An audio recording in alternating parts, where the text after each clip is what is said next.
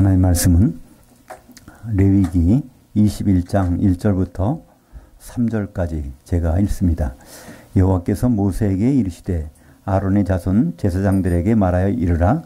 그의 백성 중에서 죽은 자를 만짐으로 말미암아 스스로를 더럽히지 말려니와 그의 살부친 그의 어머니나 그의 아버지나 그의 아들이나 그의 딸이나 그의 형제나 출가하지 아니한 처녀인 그의 자매로 말미암아서는 몸을 더럽힐 수 있느니라. 원전으로 다시 보는 레위기 오늘 21장인데요. 제사장들의 거룩한 생활, 성도들 자격상실 조건들, 이런 제목으로 말씀을 나누겠습니다. 지난 시간에는 레위기 17장을 했습니다.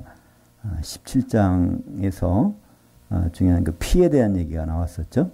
피 흘림이 없이는 죄 사함이 없다. 내용이 이제 핵심적인 17장 11절인데요. 그것이 이제 히브리서 9장 22절에 같은 내용이 나왔었습니다. 그래서 우리는 피 흘림이 필요한 사람, 그 피는 예수님이 피해야 된다는 것. 그것이 이제 17장 내용인데요. 오늘은 제사장들이 어떤 생활을 해야 되는가, 그리고 어떻게 하면 제사장들이 자격을 박탈당하는가, 이런 부분을 살펴보고자 합니다. 이건 남의 얘기가 아닙니다. 바로 우리 얘기잖아요. 요한계시록 1장 6절에 보면 거기가 우리를 제사장들로 삼으셨다고 그랬습니다. 그래서 우리는 이제 천년왕국이 되면 요한계시록 20장 6절에 보니까 첫째 부활에 참여하는 자들, 그것은 제일 좋은 부활이라고 했습니다.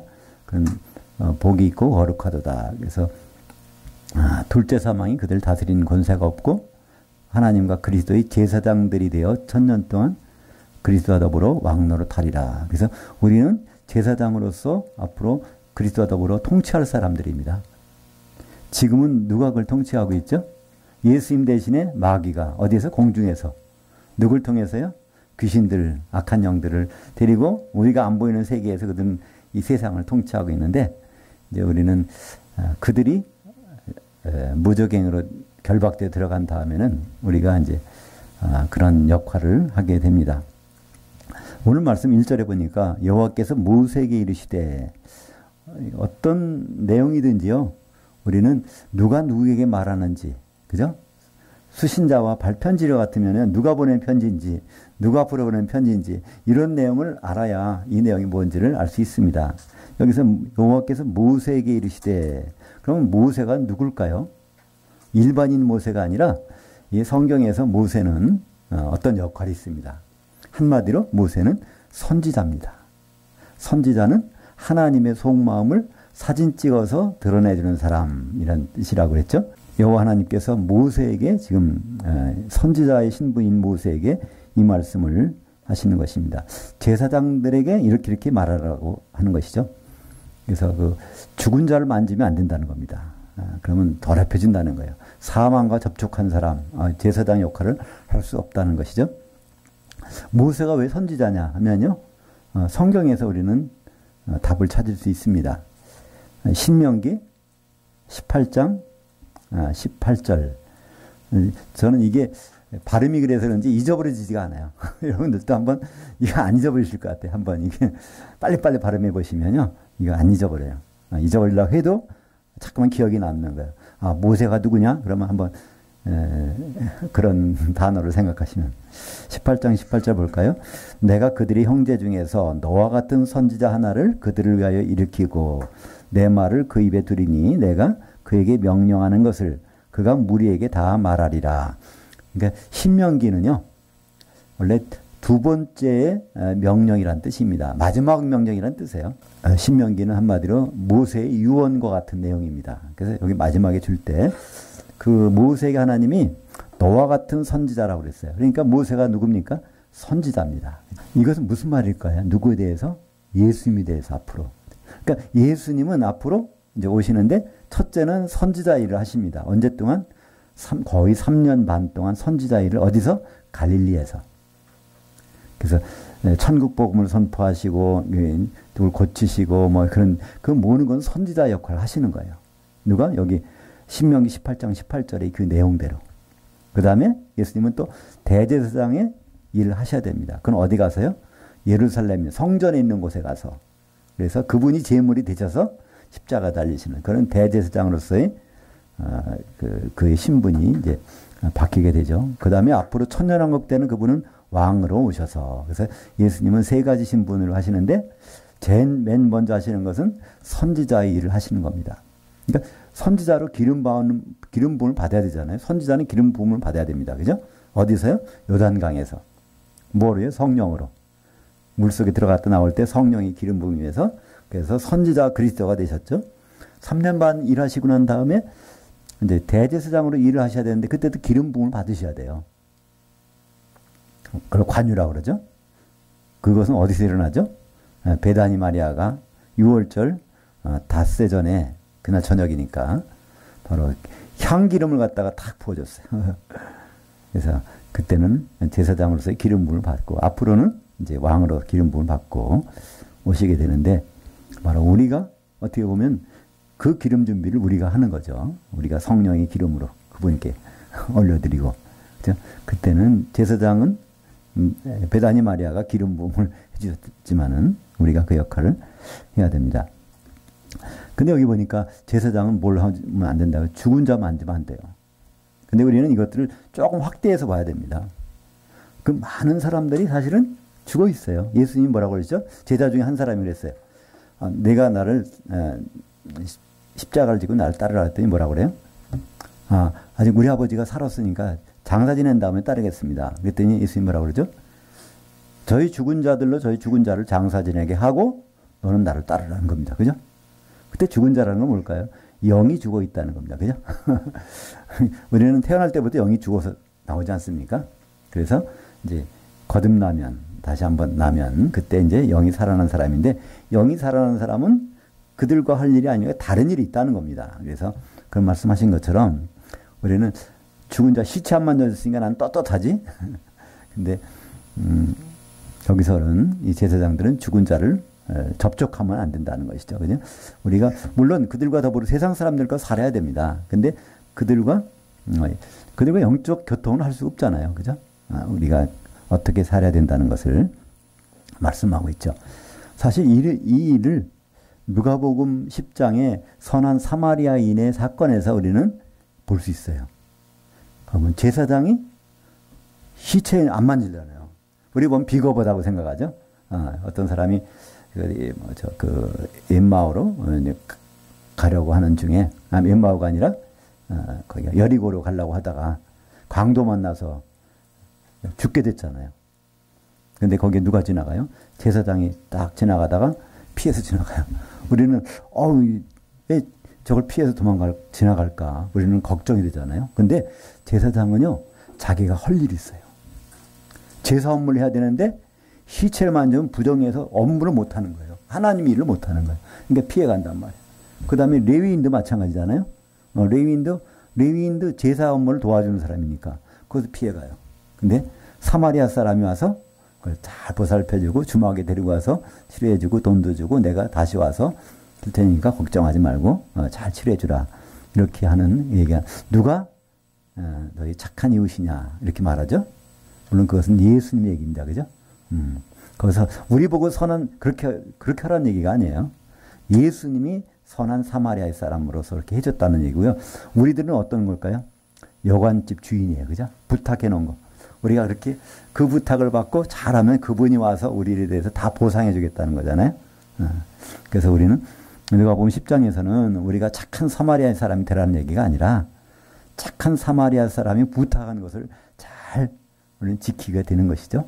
그렇게 강도 많은 사람을 잘 돌봐주고 그분이 올 때까지 비용 발생하는 거 다 그분이 다 알아서 나중에 갚아주시겠다는 거죠.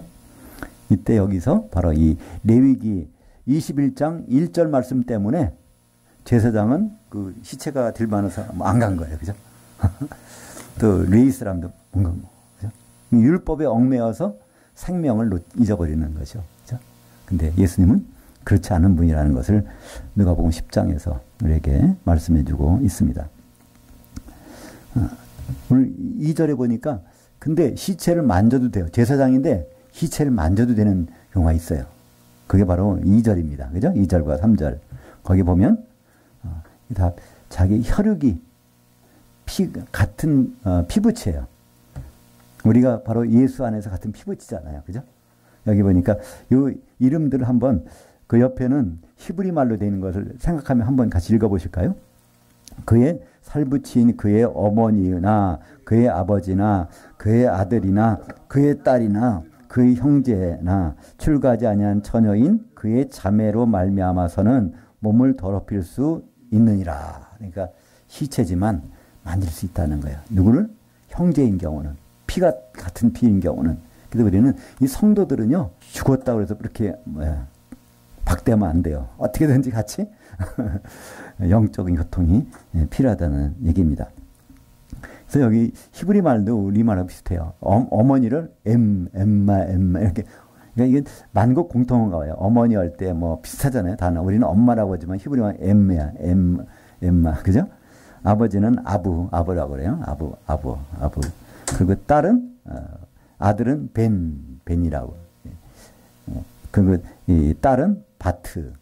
그래서 이 남성 여성이 조금씩 달라요. 벤에서 나온 말이 바트예요. 여성은 되게 트로 끝나요. 트. 그래서 벤에서 바트가 나오고, 이 바트에서 나온 말이 누가 있죠? 이 솔로몬의 어머니 누구죠? 바트세바. 바세바. 이게 바트세바인가? 바트. 이거 쉐바라고 하는 것은 맹세하는 거예요. 그죠? 맹세. 서약하는 거예요. 서약한 딸이란 뜻이에요. 바세바는. 그러니까 나를 통해서 메시아 혈통이 있다는 것을 어렸을 때부터 알고 자랐으니까 다윗을 그게 뭐 유혹한 것이 아니라 자기는 그런 사명을 태어난 거예요. 메시아 혈통을 이룰 거라는 걸 알고 그쪽 앞에서 목욕하다가 해서 그런 관계. 하나님이 참 섭리는 그래요. 그죠? 그렇게 해서라도 거기서부터 혈통이 이어지잖아요. 그죠? 솔로몬, 그리고 나단을 통해서 혈통이 이어지는데, 그때 이 바트가 바로 딸이란 뜻입니다. 쉐바라고 하는 것은 우물이란 뜻도 있고 맹세란 뜻도 있고요. 두 가지가 있는데, 바로 이 여자들은 다 그걸 생각한 사람이에요. 내를 통해서 메시아 혈통이 끊어지면 안 되지. 그러니까 내가 아기를 못 낳는다면 어떻게 해요? 자기 남편이 아기를 못 낳으면 어떻게 해요? 동생하고라도 결혼해서 그 집안에 메시아 혈통을 이어야 된다는 생각이 있는 거죠. 그리고 형제를 아흐, 그리고 자매를, 여기서 나온 말 아흐에다가 여자는 트가 붙어야 된다 그랬죠? 그래서 아흐트인데 그 발음이 이렇게 연결되어 있고 아호트. 우리 오늘 오전 예배에서 머리라는 단어는 로쉬예요. 그건 남성이거든요. 그 여성이 되면 레시트. 그래서 베레시트 할 때 레시트라는 거. 그러니까 이제 이거 뭐 히브리 말을 다 외우실 필요는 없지만은 간단한 것들. 트로 끝나는 것은 대부분 여자가 트로 끝나는구나. 이렇게 아시면 쉽게 이해가 됐습니다. 여기 중요한 단어 하나가 나옵니다. 베툴라라고 하는 단어가 나오는데 이게 처녀입니다. 동정녀예요. 우리가 볼 때 이사야서 7장 14절에 무슨 말 나오죠? 보라 처녀가 잉태하여 아이를 낳으리니 그 이름은 임마누엘 하리라. 그렇게 나오잖아요. 그 처녀란 단어 아닙니다. 거기서 이사야서는요. 7장 14절 이사야서 여기는요. 처녀라고 이게 알마라고 했어요. 알마는요. 젊은 여자예요. 젊은 여자가 아이를 낳으리니 그 이름을 임마누엘 하리라. 이 말. 동정녀가 아니란 말이야. 알마. 그 동정녀라는 단어는 베툴라라는 단어입니다. 여기서 이사야서 7장 14절에 요 여자는 누구라고 그랬죠? 이사야의 아내. 이사야는 먼저 그 큰아들이 있었어요. 그죠? 이사야의 아내 보고 얘가 애를 낳는데 그 여자가 뭐라고요? 임마누엘 한다는 거예요.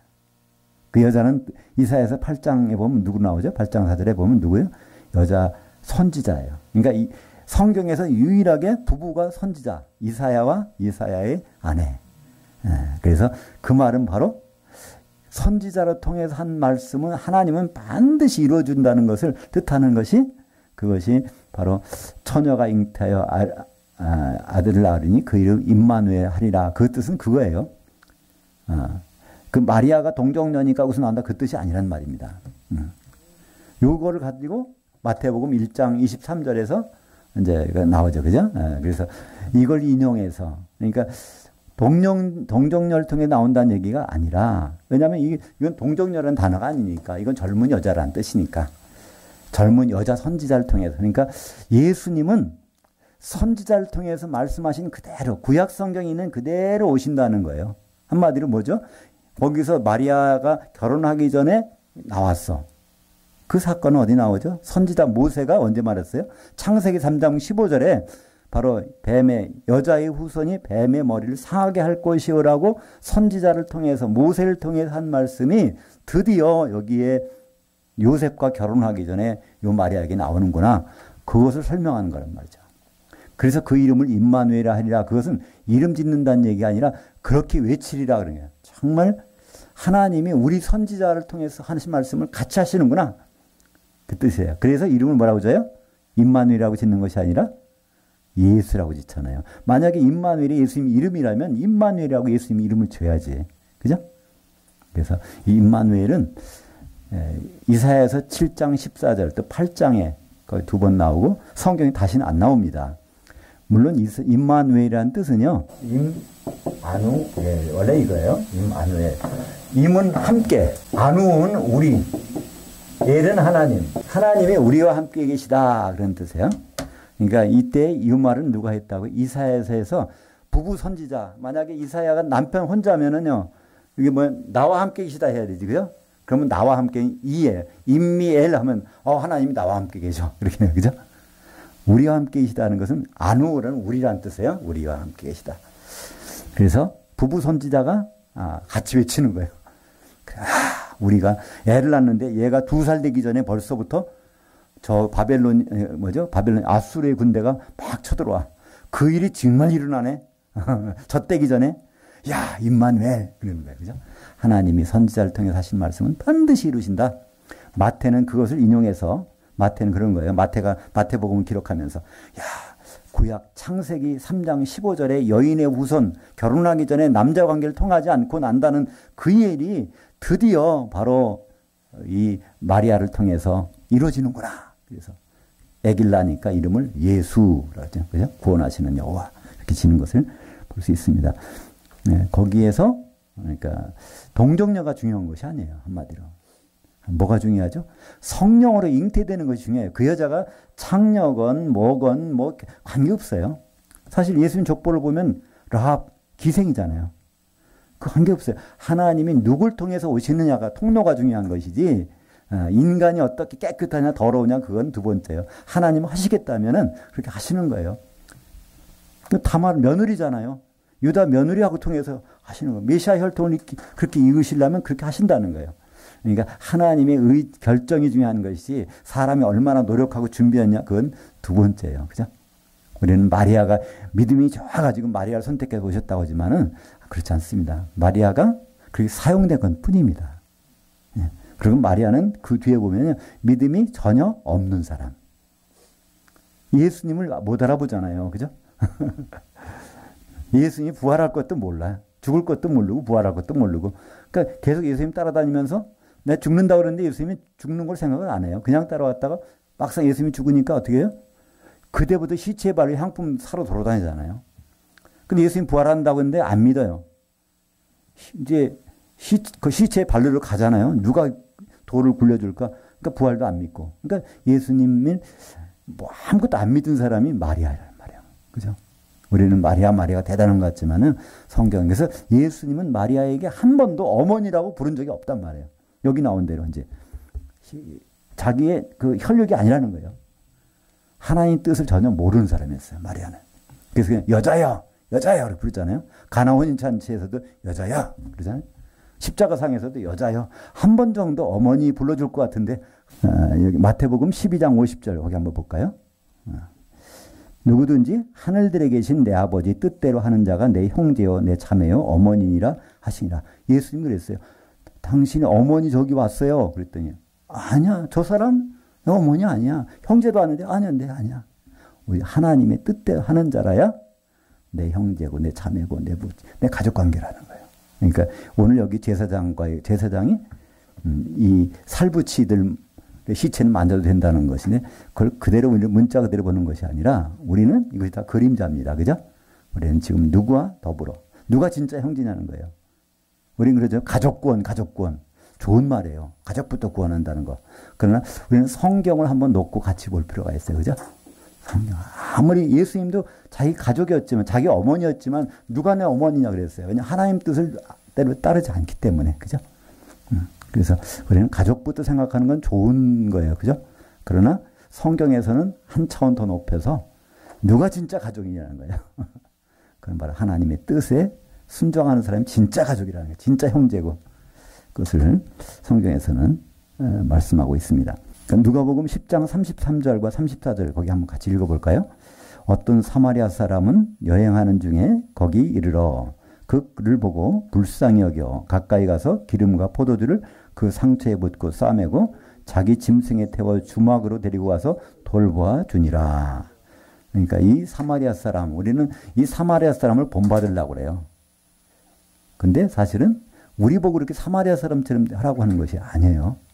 사마리아 사람이 부탁한 내용을 잘 들어주는 사람이 되라는 거예요. 그죠? 사마리아 사람이 데려다가 그 뭐라고 잘 돌봐주고 더든 거 있으면 내가 다 갚아줄 테니까 안심하고 돌봐주라고 그러잖아요. 우리한테는 그런 명령을 주신 것입니다. 우리는 사마리아 사람이 될 수가 없어요. 여기 나오는 예수님만이 유일한 그분이죠. 우리가 그분의 몸이 될 때는 이제 그 역할을 할 수 있겠죠. 산상수훈하면서 맨 먼저 등장하는 지옥이라는 단어가 어디서 나온 줄 아세요? 마태복음 5장 22절. 누가 지옥 갈까? 지옥이라는 단어는 사실 많이 안 나와요. 마태복음에 딱 7번 나와요. 근데 지옥이란 누가 가는가를 여기 설명해 주고 있습니다. 마태복음 5장 22절. 나는 너에게 이르노니 형제에게 노하는 자마다 심판을 받게 되고 형제를 대하여 나가라 하는 자는 공회에 잡혀가게 되고 미련한 놈이라 하는 자는 지옥불에 들어가게 되리라. 우리는 이걸 너무 많이 읽어서 익숙하지만 별 부담 없이 지나가요. 지옥에 들어간 사람이 있나 보다. 근데 우리는 뭐라고 말해요? 예수 천국 불신 지옥. 그러면 예수 안 믿은 사람이 지옥 간다고 그러는 여기 보세요. 이 형제예요. 이 형제는 어떤 형제? 육신의 형제를 얘기하는 것이 아니죠. 산상수훈에서 형제는 예수님 맏아들 되셨기 때문에 형제된 사람들, 우리를 성도들을 가리키는데 성도들 관계를 여기서 설명해 줘. 그것에 실패한 사람 심판받는다는 거예요. 이 심판은 날마다 받는 것이 아니에요. 우리가 재판도 그러잖아요. 정해진 일자에 재판을 받잖아요. 마찬가지로 이 심판은 예수님 오실 때 받는 거예요. 어디 가서? 공회에 잡혀가서. 이 공회라는 것은 산헤드린이라는 것은 최고의 사법기관입니다. 최고의 사법기관 어디죠? 그리스도의 심판대. 거기서 이제 결과에 따라서 어디 갔냐면 지옥불에. 예수님이 처음 언급하신 지옥 들어가는 사람이 누구라는 것을 여기서 말씀하고 있습니다. 근데 우리는 전혀 부담이 없어요. 이거 읽으면서도 난 예수 믿었기 때문에 지옥 갈 일 없어 이렇게 생각합니다. 과연 우리가 안심해야 되는데 그렇다고 어떤 사람은 이렇게 얘기하는 사람이 있어요. 그럼 예수 안 믿으면 되겠네. 지옥 안 가려면. 근데요. 예수 안 믿으면 가는 곳이 있죠. 요한계시록 20장 불못에 마지막에 보면 지옥은 1000년밖에 안 돼요. 불못은 세세토록 끝없이 진행되는 게 그러니까 지옥과 불못은 전혀 다른 것입니다. 지옥이 훨씬 불못보다는 나은 것이에요. 왜냐하면 1000년이란 기간만 지나면 되니까. 그러니까 예수를 믿으셔야 돼요. 안 믿으시면요. 무기한. 큰일 나는 거예요. 4절부터 6절까지 같이 읽겠습니다. 제사장은 그의 백성의 어른인즉 자신을 더럽혀 속되게 하지 말지니라. 제사장들은 머리털을 깎아 대머리 같게 하지 말며 자기의 수염 양쪽을 깎지 말며 살을 베지 말고 그들의 하나님에 대하여 거룩하고 그들의 하나님 이름을 욕되게 하지 말 것이며 그들은 여호와의 화제 곧 그들의 하나님의 음식을 드리는 자인즉 거룩할 것이라. 그러니까 제사장은 백성의 어른이라는 것은 뭐 장로라는 개념인데요. 이게 본보기를 보여준다는 뜻이겠죠. 그래서 제사장은 머리털을 자르지 말라는 깎지 말라는 겁니다. 왜 그럴까요? 이 권위를 인정하는 거예요. 그죠? 머리에 있는 것을 권위. 제사장은 그 위에 누가 있습니까? 이 제사장은 하나님이 계시고요. 우리에게는 누구죠? 교회의 머리는 예수님. 그러니까 그분을 항상 인정하면서 이걸 깎아버리면 안 돼요. 예수님을 치우고 우리가 활동하면 안 된다는 거예요. 우리가. 그죠? 우리는 제사장들이니까. 그리고 자기의 수염 양쪽을 깎지 말며. 그러니까 수염 같은 게 이렇게 쫙 질서 정연하잖아요. 무질서하게 만들지 말란 얘기죠. 하나님의 창조 권위를 도전하지 말라는 거예요. 그것을 그냥 유지하라는 것이죠. 그래서 하나님의 이름을 욕되게, 이름이라는 건 뭐죠? 명예가 걸린 거예요. 하나님 명예를 더럽히면 이거는 곤란하죠. 그죠? 그래서 왜냐하면 제사장들은 결국 하나님의 음식을 대는 사람이에요. 하나님 음식. 이게 떡이란 단어입니다. 렉캠인데 이게 좀 발음 조심해야 된다고 그랬죠? 렉캠. 비슷한 게 있어요. 렉캠인데 이것이 거의 캠에 가까워요. 이거는 캠. 그냥 렉캠 이렇게 하면요. 이거는 떡. 이거는 자궁. 그 전에 한번 그런 얘기 말씀드렸죠. 그죠? 어떤 이스라엘 유학 간 목사님이 가서 식당에 가서 배고파서 좀 떡 달라고 그러는데 거기는 여종업원이 막 도망갔다고. 그러니까 떡을 달라고 해야 되는데 레헴을 달라고 그랬어요. 그러니까 당신 자궁 좀 달라고 그러니까 그래서 그죠? 하여튼 제사장은 떡을 하나님의 그 화제를 공급하는 사람입니다. 하나님의 음식을 공급하는 사람이 하나님. 그러니까 하나님을 만족시키는 요리사예요. 제사장들은 한마디로. 그걸 가지고 우리가 바로 제사장들이잖아요. 그럼 하나님을 만족시키는 사람이에요. 우리는 뭐로 만족시켜 드릴 수 있을까요? 하나님 기뻐하시는 것. 가장 기뻐하는 거는요. 우리가 떡 신부가 되는 거고 그 떡이 되는 거예요. 예수님이 사실 떡이시고 예수님이 양이시고 예수님이 그것이 우리가 합해서 그런 것이 되면 하나님 우리를 기뻐 받으시는 것을 보게 됩니다. 그래서 우리는 헌신한다고 그러는데 하나님 은혜 받았으니까 내가 하나님께 내 몸을 드린다. 내 몸을 드린다 그러는데요. 그것이 내 몸 드리는 것은 아무 의미가 없어요. 우리 몸들을 하나 되게 해서 예수님 몸으로 나타나는 것. 하나님 그걸 받으시지 각자 와서 뭐 달라 뭐 해달라 이거 안 드신단 말이에요. 그것이 바로 로마서 12장 1절입니다. 한번 같이 보죠. 형제들아 내가 하나님 모든 자비하심으로 너희를 권하노니 너희의 몸들을 하나님이 기뻐하시는 거룩한 한 사한제물로 드리라. 이는 너희가 드릴 합당한 제사니라. 그러니까 우리는 이 자리에 뭐 때문에 왔죠? 성도들이 예수 그리스도의 몸을 만들러 온 거예요. 그죠? 그럼 하나님이 예수님 몸처럼 보인다 그러면 하나님 기뻐하시는 거예요. 이게 산제사라는 거예요. 원래 제사는 짐승을 죽여서 드립니다. 근데 우리 보고 그냥 피내서 죽으란 얘기가 아니에요. 산제물로 예수님 몸으로 나타나는 것.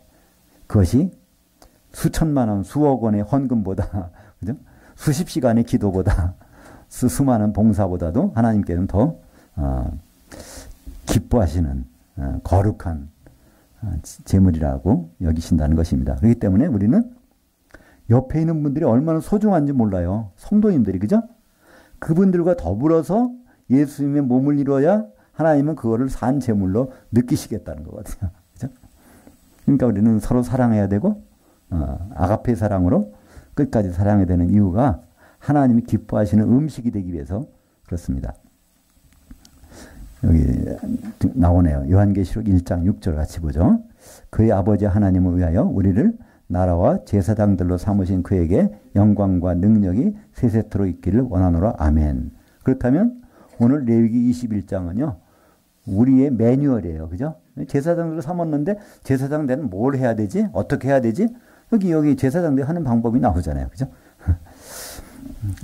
7절부터 9절까지 같이 읽겠습니다. 그들은 부정한 창녀나 이혼당한 여인을 취하지 말지니 이는 그가 여호와 하나님께 거룩함이니라. 너는 그 제사장을 거룩히 여기라.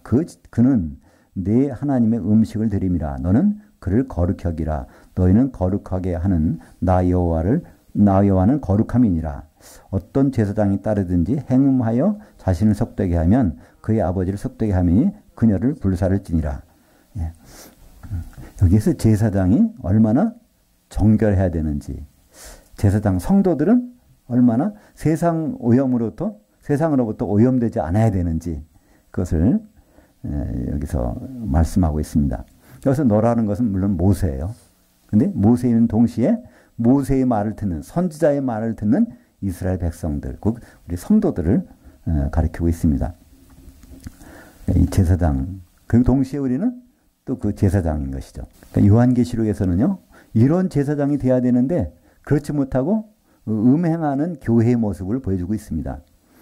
요한계시록은요, 사도 요한의 영이 여행을 하는 장면을 4컷을 찍은 거예요.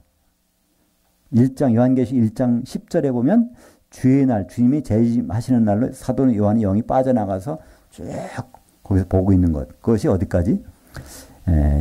요한계시록 4장 3절에, 2절에 가보면요. 이리로 올라오라. 그래서 셋째 하늘로 딱 올라가는 거예요. 셋째 하늘에 올라가서 이 세상에 들 모든 과거부터 현재 미래까지를 쫙 보여서 기록한 것이 요한계시록 16장까지입니다. 그 다음에 요한계시록 17장 3절에 보면 사도 요한의 영을 이제는 광야로 데리고 가요. 광야로 갔는데 거기서 뭐가 보여요? 짐승을 타고 있는 여자가 보여. 큰 음녀가 보인단 말이야.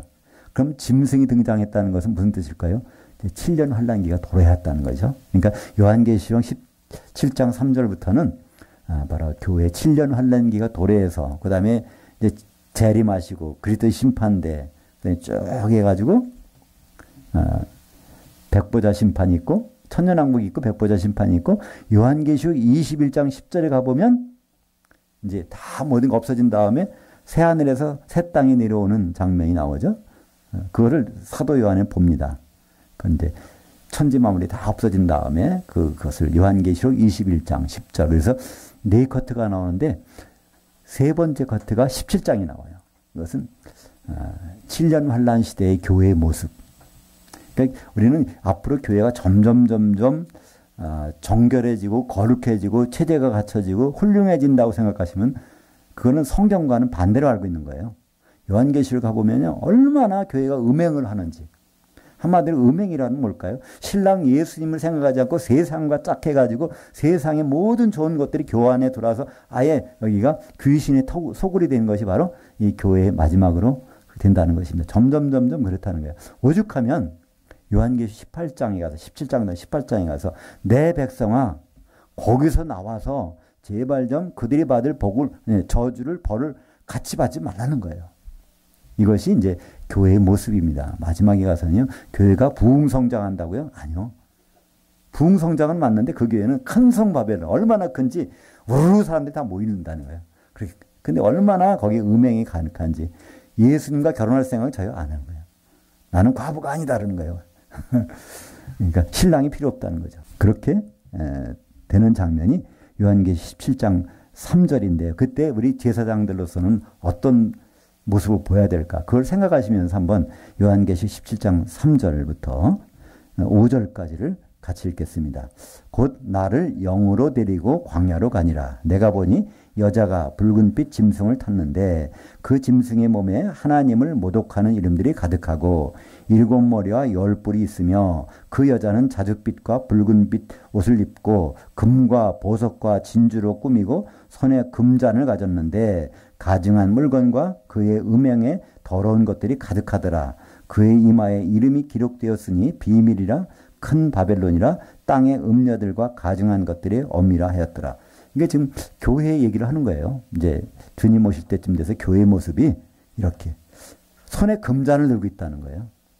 에베소서 6장에 보면요. 손에 뭘 들어야 돼요? 믿음의 방패를 들어야 되는데 교회가 믿음 방패 없어요. 금잔을 들고 세상에 화려한 것으로 다 치장해서 모든 겉보기에 그런 것이 이제 마지막 때 교회의 모습으로 오히려 짐승이 여자를 태워줘요. 그 짐승. 그러니까 세상의 통치자가 교회를 등에 실고서 좋다고 해주는 거예요. 같이 움직이는 거예요. 그렇게 되다가 나중에 짐승이 버려버리죠. 마지막 때 가서. 그런 모습들을 하고 있는 때가 나오는데 그것이 누구예요? 성도들을 하고 조심하라는 얘기입니다. 그죠?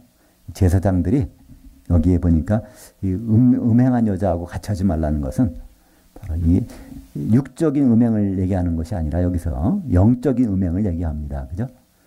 결혼을 앞두고 예수님과 결혼을 남겨두고 있는데 다른 것을 만나서 거기에서 좋아가지고 있는 그런 모습들이 교회의 모습으로 이렇게 나타나고 있습니다. 10절부터 15절까지 같이 읽죠. 자기 형제 중 관유로 부흥을 받고 위임되어 그 예복을 입은 대제사장은 그의 머리를 풀지 말며 그의 옷을 찢지 말며 또 어떤 사체이든지 가까이 하지 말지니 그의 부모로 말미암아서도 더러워지게 하지 말며 그 성소에서 나오지 말며 그의 하나님의 성소를 속되게 말라. 이는 하나님께서 성별하신 관유가 그 위에 있음이니라. 거기까지만 일단 보겠습니다. 예.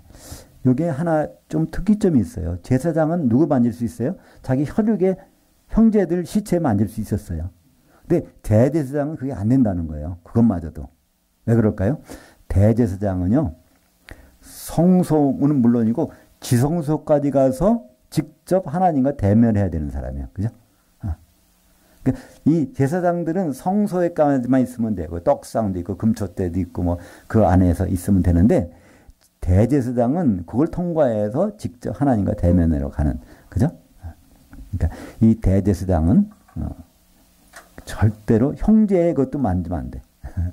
형제의 시체도. 이것은 무슨 말일까요? 바로 예수님과를 구별하는 것입니다. 그러니까 여기에서 대제사장은요, 자기 죄가 있는 사람들이에요. 근데 예수님은 아론 지파의 제사장하고 틀려요. 그죠? 그분은 자기 죄가 없는 분이야. 그래서 이분은 시체를 만질 수가 있어. 예수님만큼, 그죠? 사람으로서 대제사장은 이게 절대로 이거 안 되지만요. 예수님은 이거를 초월하시는 분입니다. 그죠? 형무소 안에 있는 사람은요, 형무소에 있는 사람은 구원해 줄 수가 없어요. 형무소 밖에 있는 사람만이 구원해 줄 수 있죠. 그래서 우리는 메시아는요, 우주 안에서는 생겨날 수가 없어. 우주라는 감옥 안에서는. 셋째 안에서 오셔야 되지. 그죠? 그래서 우리 예수님은 대제사장이십니다. 진짜 대제사장. 그러니까 제사장들은 구별되어 있지만 대제사장만이 관유를 머리서부터 보여요. 모든 제사장이 머리에서 기름 부음 받는 건 아닙니다. 대제사장만 머리에서부터 기름을 쭉 부게 되죠. 바로 우리 앞으로 예수님이 사망의 문제를 해결해 주시겠다는 것입니다.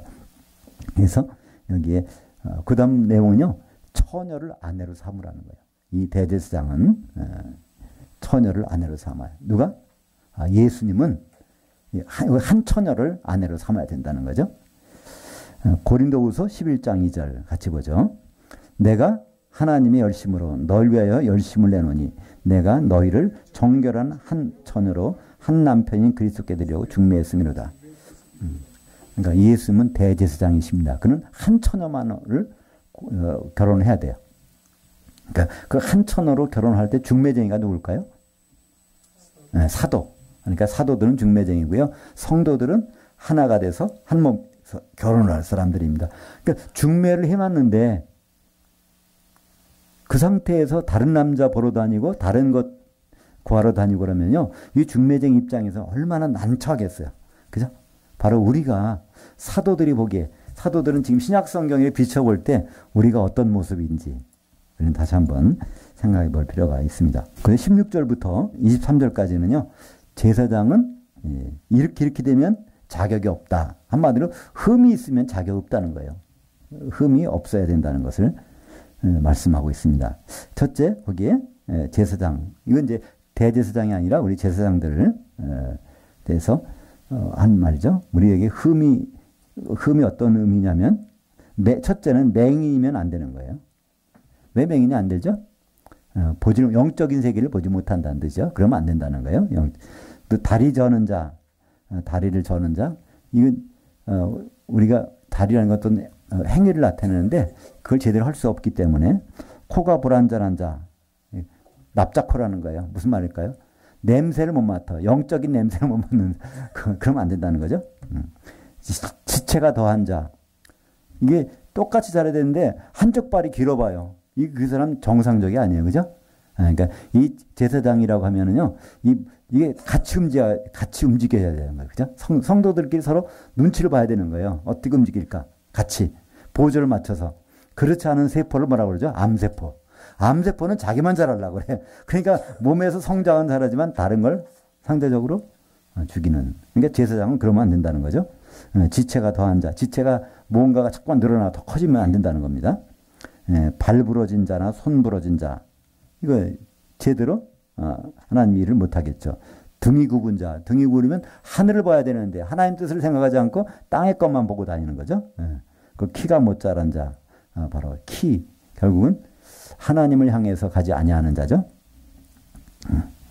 눈에 백막이 있는 자. 결국은 보긴 본다고 하는데 그것 때문에 가려서 앞에 있는 일을 못 보고 있는 거죠.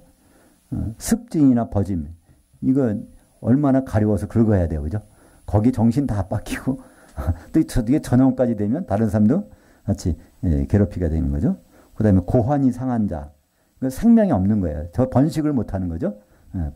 생명의 번식을 못 시키는 사람. 제사장 아론의 자손 중에 흠이 있는 자와 나와 는 화제를 드리지 못할지니. 그래서 흠이 있으면 하나님 앞에서 드릴 수가 없습니다. 하나님이 기뻐하시는 음식, 하나님께 받을 수가 하나님의 예배를 드려도 하나님은 그걸 안 받으시겠다는 거예요. 우리가. 그러니까 이런 서로가 제사장들이 이런 흠이 있거나 누가 하나 커지거나 뛰쳐나오거나 그러면 그 예배 안 받으시겠다는 겁니다. 우리가 그것에서 흠이 없이 하나가 돼야 되는데 그렇지 그런 결점 있는 사람들이 있는데 근데 그 사람들에게 뭐라고 되어 있습니까? 22절에 그는 그의 하나님의 음식이 지성물이든지 성물이든지 먹을 것이나 먹을 거는 준다는 거예요. 잘못했어도 아무리 잘못했어도 다 그 제사장들이 되면 성도들이 되면 먹는 거는 근데 하나님 이 일은 흠이 없어진 다음에 하라는 거예요. 그죠? 그래서 일단 제사장이 되면 그런 지성물이든지 성물이든지 먹을 거는 다 먹을 수 있는데 휘장 안에 들어가지 못할 것이다. 이 휘장은요. 성막에 보면은 성소로 들어가는 휘장이 있고 지성소와 칸막이 휘장인데 이거는 성소로 들어가는 거예요. 그러니까 제사장이 흠이 있으면 성소 자체를 못 들어가요. 여기서 그래서 이 제단에 가까이 못하게 할지니라. 이는 흠이 있습니다. 그래서 우리는 개인 구원, 나의 구원도 참 중요해요.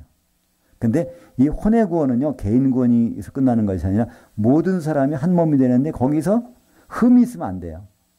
그러니까 혼의 구원이라는 것은요, 이 다른 사람들이 더 중요해요. 내가 잘하는 것도 중요하지만 누가 어떤 사람과 만나고 어떤 사람과 교제하는 것이 얼마나 중요한지 예수님은 그것을 마태복음 산상수훈에서 5장 29절과 30절에서 말씀합니다. 한번 볼까요? 만일 내 오른이 너로 실족하게 하거든 빼어내버리라. 내 백체 중 하나가 없어지고 온 몸이 지옥에 던져지지 않는 것이 유익하며 또한 만일 내 오른손이 너로 실족하게 하거든 찍어내버리라. 내 백체 중 하나가 없어지고 온 몸이 지옥에 던져지는 것이 않는 것이 유익하니라. 이거는 각자에게 하는 것이 아니야. 온 몸에 대해서 예수 그리스도의 몸을 이루는 그 몸의 지체들이 이루면 안 된다는 거예요. 이게 만약에 각자라면요. 어디 지옥에 안 가는 사람들은 다 눈 빠졌든지 귀 빠졌든지 뭐 이상하게 빠지는 거잖아요. 이게 아닙니다. 이건 각자를 얘기하는 것이 아니라 온 몸에 대해서 얘기하는 겁니다. 몸에서 지체 역할을 제대로 못하는 흠집이 있는 그 있으면은 같이 도매금으로 큰 성 바벨론처럼 불사긴 일바다에 던져진다는 거예요. 그러니까 내 백성아 거기서 나오라는 것. 이미 거기로 지옥으로 던져질 수가 있기 때문에 그렇습니다. 그래서 여기서도 너라고 하는 것은 믿음의 공동체를 얘기하고 그 몸을 얘기하는데 그 몸의 지체에 해당하는 부분들에 대해서 이렇게 말씀을 하고 있습니다. 그래서 우리는 예수 믿는 분들이 다 주님을 만나러 가요. 근데 주님 만나러 이제 공중에 올라가잖아요. 근데 공중에 올라가는데 혼인잔치가 벌어지는데 혼인잔치는 2번 있습니다. 한 번만 있는 것이 아니에요. 오찬이 있고 만찬이 있어요. 그래서 마태복음 22장 4절부터 4절, 12절, 13절 한번 읽어볼까요? 이게 혼인잔치 불러놓고 혼인잔치를 차려놓고서 다 부르라고 하는 거예요. 22장 4절 다시 다른 종들을 보내며 이르되 청한 사람들에게 이르기를 내가 오찬을 준비하되 이르되 친구여 어찌하여 예복을 입지 않고 여기 들어왔느냐 하니 그가 아무 말도 못하거늘 그 왕이 사원들에게 말하되 그 손발을 묶어 바깥 어두운 데에 내던지라 거기서 슬피 울며 이를 갈게 되리라 하시니라. 먼저 유대인들을 불렀는데 이들이 다 배척해서 그러면 어디 가든 다 뭐 길거나 시장 어디 다 가서 모두 불러오라는 거예요. 그 혼인잔치에다 채우라는 겁니다. 근데 쫓겨난 사람이 있어. 근데 이상하잖아요. 혼인잔치 들어갔는데 쫓겨나. 이상하지 않으세요? 근데 거기에 보면 성경에서는 오차는 그리스도의 심판돼요. 다 물러들어서. 그 다음에 거기서 예복 입은 사람이 만찬에 들어가는 거예요. 예복. 그리스도로 옷 입은 사람. 그리스도로 옷 입은 것은 이제 뒤에 보겠지만은 성령에 잠긴 사람. 성령 세례 받은 사람. 이 사람만 기름 준비한 사람으로. 그래서 여기에 성경에 오찬. 이거를 뭐라고 그러죠? 마태복음 22장 4절인가요? 오찬. 이거를 아리스토는요, 공중에 그리스도의 심판, 주님 오시면 그 혼인잔치 오찬에 다 들어가요. 모든 사람이 가야 돼. 근데 그 예복이 없으면 어디서 쫓겨나요? 만찬에서 쫓겨나요. 만찬이 나와요. 만찬은 어디 나오냐면요.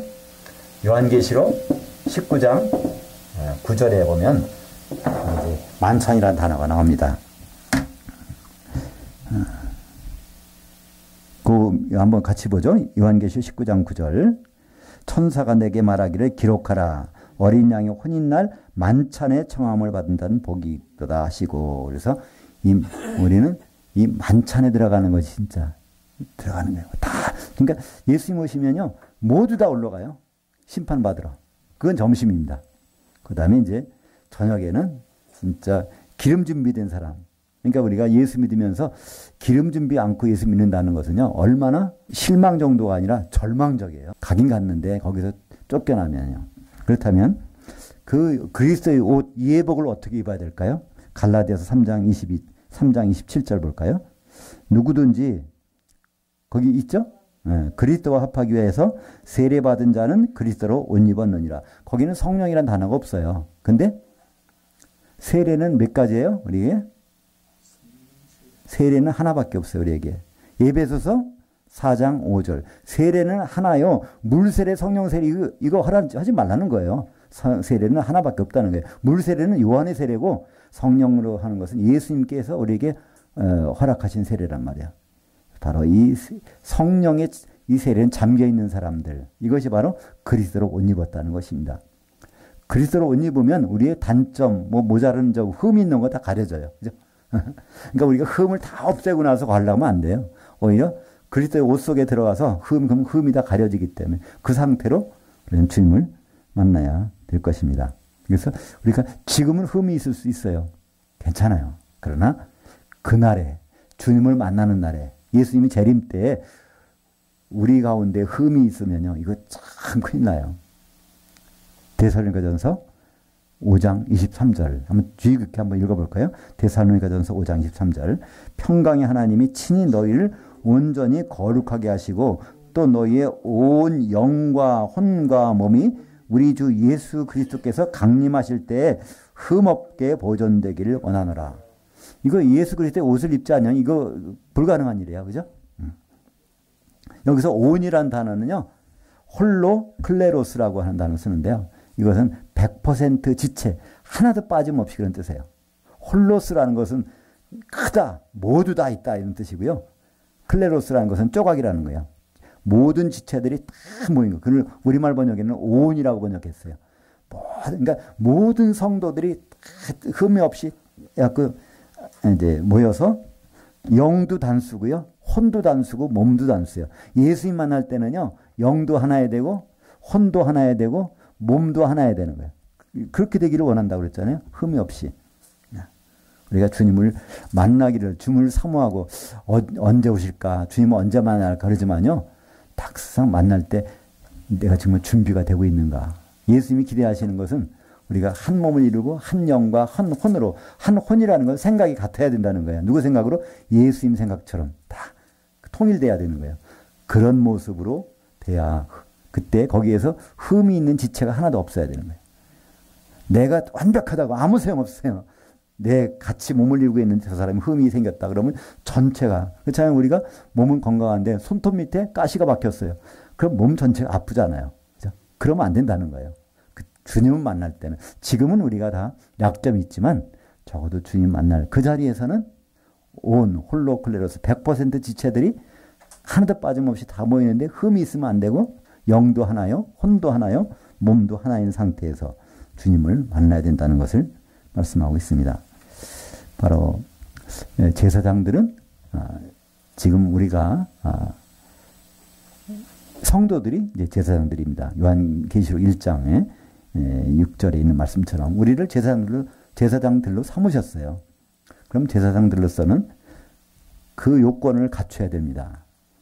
그 요건은 바로 우리가 흠이 없이 보존되는 사람들. 그것은 어떻게 가능하다고요? 그리스도로 옷 입을 때, 예복을 입을 때, 그 예복은 바로 성령으로 세례 잠겨 있을 때만이 가능한 것입니다. 기도하겠습니다. 하나님 아버지 감사합니다.